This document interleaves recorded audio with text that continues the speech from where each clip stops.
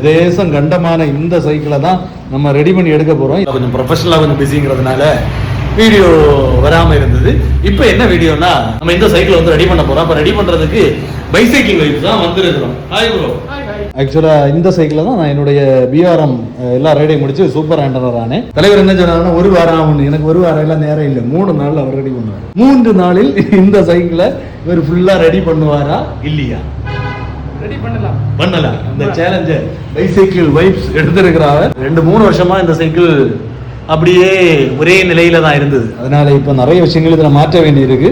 நிறைய விஷயங்கள் நம்ம வந்து ரீஸ்டோர் பண்ணி எடுத்துக்கலாம். இப்படி அவசரமா சைக்கிளை ரெடி பண்ண மிக முக்கியமான காரணம் என்னன்னா, ஆகஸ்ட் 1ஆம் தேதியிலிருந்து 2D கன்னியாகுமரியுடைய விர்ச்சுவல் சேலஞ்ச் வர போகுது. அப்ப அந்த சேலஞ்சில் நம்ம பார்ட்டிசிபேட் பண்ணணும் இல்லையா? அதுக்காக தான் மெயினா இந்த சைக்கிளை ரெடி பண்றேன். 2D கன்னியாகுமரி விர்ச்சுவல் சேலஞ்ச் பற்றி தெரியணும்னா டிஎன்எஸ்ஆர்வி சைக்கிளிங் கிளப் இன்ஸ்டா பேஜை போய் பாருங்க.